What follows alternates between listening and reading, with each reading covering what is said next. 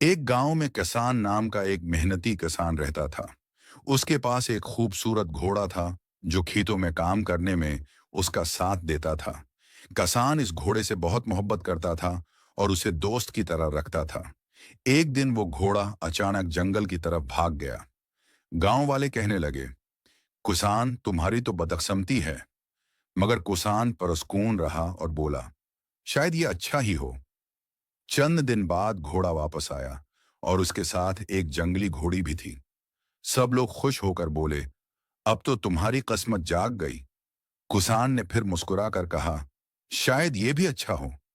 एक दिन किसान का बेटा नई घोड़ी पर सवार होकर गिरा और उसकी टांग टूट गई। लोग अफसोस करने लगे, ये तो बहुत बड़ा हुआ। किसान ने फिर भी कहा, शायद। कुछ हफ्ते बाद बादशाह के सिपाही जंग के लिए नौजवानों को भर्ती करने आए। मगर एक गांव में किसान नाम का एक मेहनती किसान रहता था। उसके पास एक खूबसूरत घोड़ा था जो खेतों में काम करने में उसका साथ देता था। किसान इस घोड़े से बहुत मोहब्बत करता था और उसे दोस्त की तरह रखता था। एक दिन वो घोड़ा अचानक जंगल की तरफ भाग गया। गांव वाले कहने लगे, कुसान तुम्हारी तो बदकिस्मती है। मगर कुसान परस्कून रहा और बोला, शायद ये अच्छा ही हो।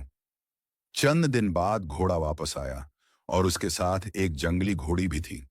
सब लोग खुश होकर बोले, अब तो तुम्हारी किस्मत जाग गई। कुसान ने फिर मुस्कुराकर कहा, शायद ये भी अच्छा हो।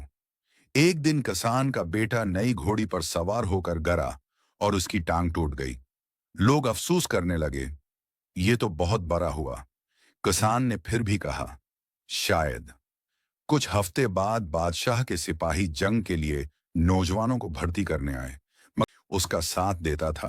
किसान इस घोड़े से बहुत मोहब्बत करता था और उसे दोस्त की तरह रखता था। एक दिन वो घोड़ा अचानक जंगल की तरफ भाग गया। गांव वाले कहने लगे, कुसान तुम्हारी तो बदकिस्मती है। मगर कुसान परस्कून रहा और बोला, शायद ये अच्छा ही हो। चंद दिन बाद घोड़ा वापस आया और उसके साथ एक जंगली घोड़ी भी थी। सब लोग खुश होकर बोले, अब तो तुम्हारी किस्मत जाग गई। कुसान ने फिर मुस्कुराकर कहा, शायद ये भी अच्छा हो। एक दिन किसान का बेटा नई घोड़ी पर सवार होकर गिरा और उसकी टांग टूट गई। लोग अफसोस करने लगे, ये तो बहुत बड़ा हुआ। किसान ने फिर भी कहा, शायद। कुछ हफ्ते बाद बादशाह के सिपाही जंग के लिए नौजवानों को भर्ती करने आए।